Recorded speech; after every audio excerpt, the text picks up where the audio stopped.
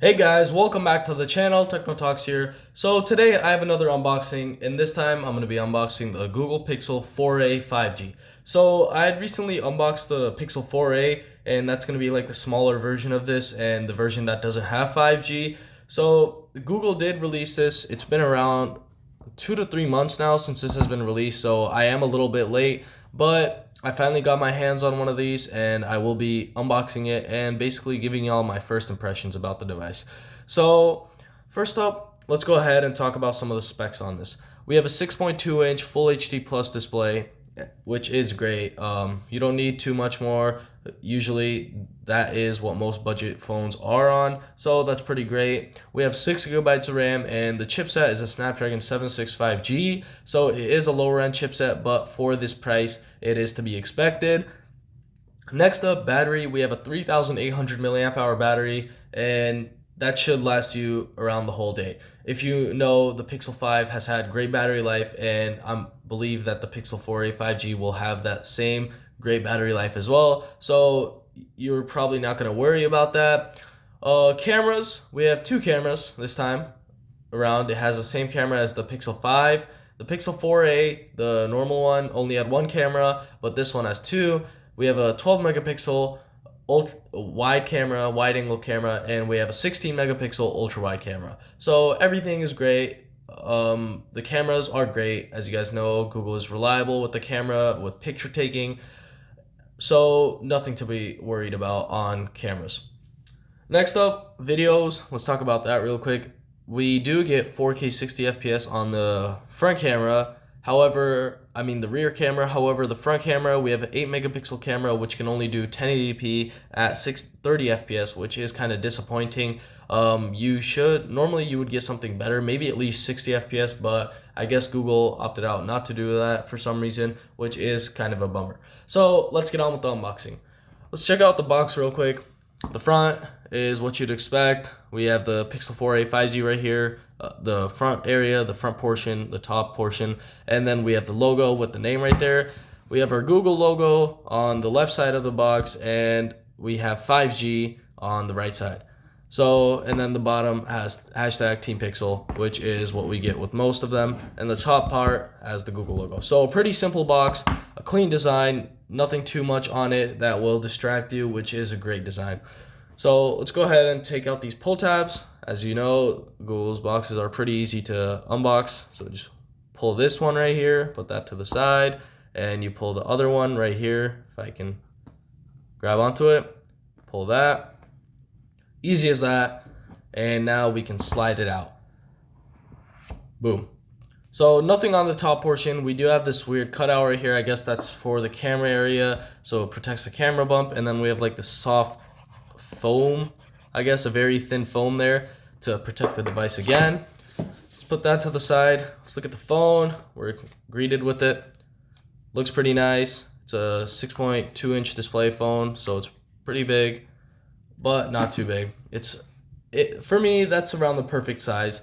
Like the S20, that is a pretty good size for my hands. I really enjoy having around the 6 to 6.5 inches, which is pretty good to hold. It's pretty comfortable as well for me.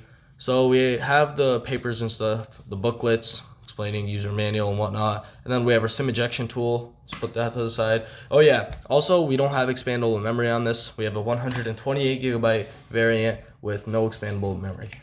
We have our cable, and then we have our, I believe, 18 watt charging brick. If it writes it somewhere, if I can find it. I don't seem to see it anywhere, but this is an 18 watt charger. Let's put that back. And then we have our OTG connector to transfer data from other devices, which is nice to have. I'm not going to even bother taking it out, just keep it in there. Let's put that back real quick.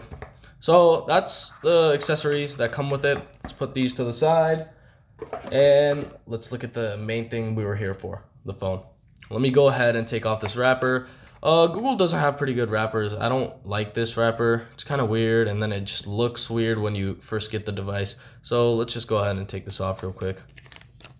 So nothing too fancy, not all the good sounds that you'd expect from other phones, But this is our screen. We're greeted with our screen. As you can see, we have a punch hole camera right there, a punch hole camera cutout, and that's about it. That's an 8 megapixel camera, which isn't the best, but it's okay, especially with the software that Google has for its cameras.